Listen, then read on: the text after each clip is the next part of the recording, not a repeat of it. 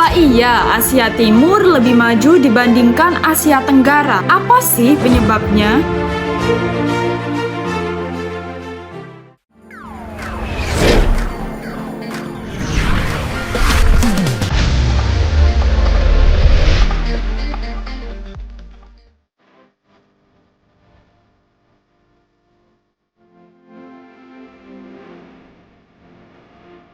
Secara umum, Asia Timur dianggap lebih maju dibandingkan Asia Tenggara dalam hal pembangunan ekonomi, infrastruktur, dan teknologi.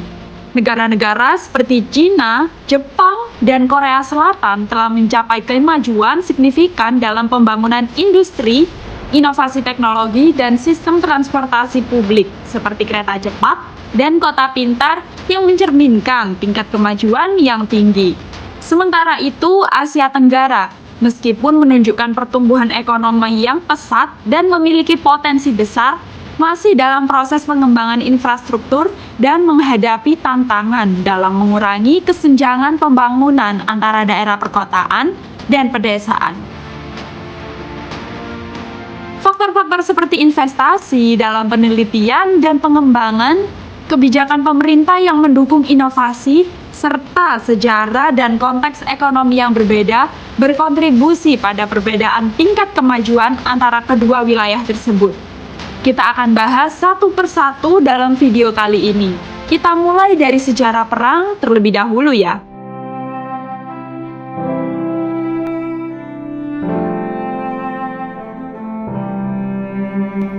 Nah, untuk sejarahnya, Asia Timur yang meliputi negara-negara seperti Cina, Jepang, Mongolia, Korea Selatan, dan Korea Utara memiliki sejarah yang berbeda dari Asia Tenggara. Karena kebanyakan negara ini di sana tidak sepenuhnya dijajah oleh kekuatan asing. Misalnya, Cina mengalami tekanan asing selama era perdagangan opium yang memaksa mereka membuka pelabuhan dan menyerahkan Hong Kong ke Inggris. Tapi negara ini tidak sepenuhnya dijajah. Jepang yang unik karena tidak pernah dijajah oleh Eropa malah menjadi kekuatan imperial dan menjajah Korea, Taiwan, dan sebagian Cina. Sementara itu, Korea berada di bawah penjajahan Jepang dari tahun 1910 sampai 1945 yang memberikan dampak besar terhadap budaya dan juga ekonominya.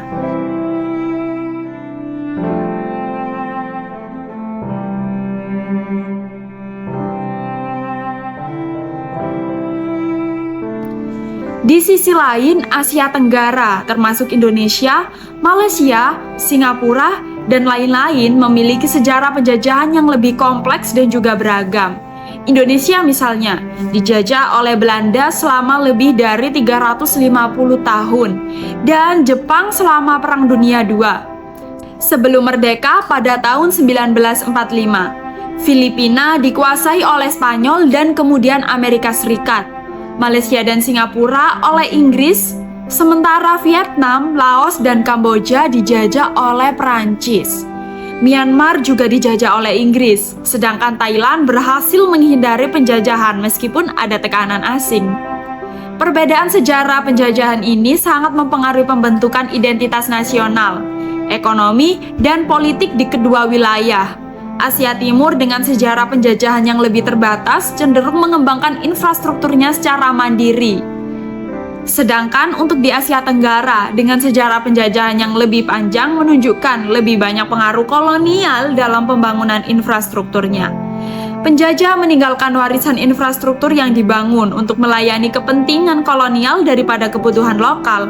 Jaringan transportasi misalnya sering dirancang untuk memfasilitasi ekstraksi sumber daya alam dan transportasi barang ke pasar Eropa, daripada menghubungkan kota-kota di dalam negara tersebut secara efektif.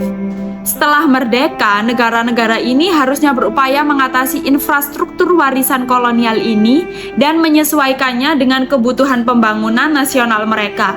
Sebuah proses yang terus berlangsung hingga hari ini. Asia Timur adalah rumah bagi beberapa negara dengan luas wilayah yang besar sekali. Bayangkan, Cina sendiri hampir sebesar 9,6 juta kilometer persegi, menjadikannya salah satu negara terbesar di dunia. Lalu ada Jepang, yang meskipun lebih kecil masih luas dengan 378.000 km persegi, terdiri dari banyak pulau. Korea Selatan dan Korea Utara juga cukup luas dengan masing-masing sekitar 100.000 km persegi dan 120.000 km persegi. Sementara itu, Mongolia adalah negara raksasa yang terkurung daratan dengan luas sekitar 1,56 juta kilometer.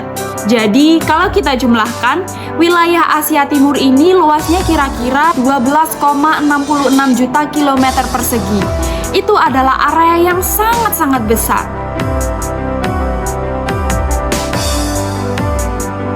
Sekarang, untuk Asia Tenggara, ini adalah wilayah yang penuh dengan pulau-pulau dan daratan yang meskipun total luasnya lebih kecil dibandingkan Asia Timur, tetapi tetap sangat luas. Indonesia saja sebagai negara kepulauan terbesar memiliki luas hampir 1,9 juta kilometer persegi. Filipina tidak ketinggalan dengan 300.000 kilometer persegi, lebih dari 7.000 pulau. Malaysia yang terbagi menjadi dua bagian besar punya total luas sekitar 331.000 km persegi. Thailand dan Vietnam juga cukup luas dengan masing-masing sekitar 513.000 km persegi dan 331.000 km persegi.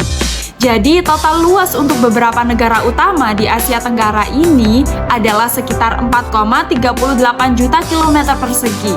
Belum termasuk negara-negara lainnya di wilayah tersebut loh ya. Jadi bisa kita lihat Asia Timur dan Asia Tenggara sama-sama memiliki wilayah yang luas dan beragam. Dengan Asia Timur memiliki total luas yang jauh lebih besar, kedua wilayah ini penuh dengan keunikan geografis yang menarik dan menawarkan pemandangan serta kebudayaan yang juga beragam. Asia Timur dan Asia Tenggara menunjukkan kontras demografis yang signifikan dengan total populasi sekitar 1,6 miliar di Asia Timur, didominasi oleh Cina, dan sekitar 655 juta di Asia Tenggara dengan Indonesia sebagai negara terpadat. Kedua wilayah ini didominasi oleh ras Mongoloid, meskipun Asia Tenggara menampilkan keragaman etnis yang lebih besar karena sejarah migrasi dan interaksi budaya yang panjang, distribusi jenis kelamin di kedua wilayah cenderung seimbang, dengan variasi kecil antar negara. Struktur pekerjaan mencerminkan ekonomi yang beragam. Asia Timur dengan fokus pada industri, teknologi, dan jasa, sementara Asia Tenggara menunjukkan kombinasi sektor pertanian manufaktur dan jasa yang mencerminkan perbedaan tahapan pembangunan ekonomi dan kekayaan sumber daya alam. Perbedaan infrastruktur yang mencolok antara Asia Timur dan Asia Tenggara dapat diamati melalui berbagai aspek, terutama dalam hal bangunan modern, sistem transportasi, dan inisiatif pembangunan berkelanjutan.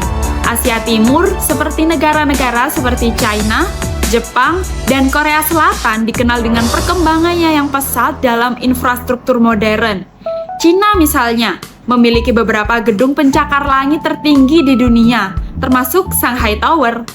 Jepang dan Korea Selatan di sisi lain terkenal dengan sistem transportasi umumnya yang efisien, termasuk jaringan kereta cepat Shinkansen di Jepang dan KTX di Korea Selatan, yang menghubungkan kota-kota utama dengan kecepatan tinggi dan efisiensi waktu. Selain itu, Asia Timur juga memimpin dalam pengembangan kota pintar dan inisiatif ramah lingkungan, dengan Tokyo dan Seoul sebagai contoh kota yang mengintegrasikan teknologi untuk meningkatkan kualitas hidup dan mengurangi dampak lingkungan. Di sisi lain, Asia Tenggara sementara mengalami pertumbuhan infrastruktur yang signifikan, cenderung memiliki pendekatan yang lebih beragam dan menghadapi tantangan yang lebih besar dalam hal konsistensi dan cakupan. Negara-negara seperti Singapura dan Malaysia telah membuat kemajuan yang signifikan dalam pengembangan infrastruktur perkotaan dan transportasi, dengan Marina Bay Sands di Singapura sebagai ikon arsitektur modern dan sistem transportasi umum yang efisien.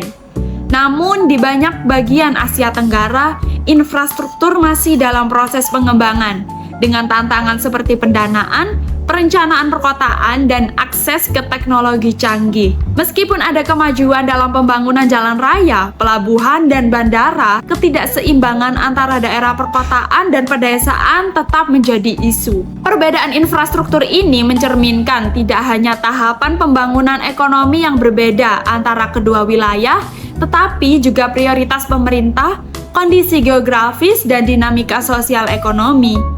Asia Timur dengan investasi besar-besaran dalam teknologi dan perencanaan perkotaan menampilkan kecenderungan menuju infrastruktur futuristik dan berkelanjutan. Sementara itu, Asia Tenggara meskipun menunjukkan potensi dan kemajuan yang signifikan, masih berupaya mengatasi ketertinggalan infrastruktur dengan mengadopsi solusi inovatif dan berkelanjutan sesuai dengan konteks lokal masing-masing.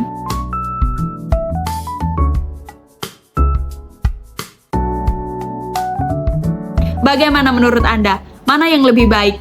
Tulis pendapat Anda di kolom komentar ya. Terima kasih karena telah menonton video ini. Jangan lupa like, comment, share, dan juga subscribe agar tidak ketinggalan info menarik lainnya. Sampai jumpa di video selanjutnya. Salam perkasa!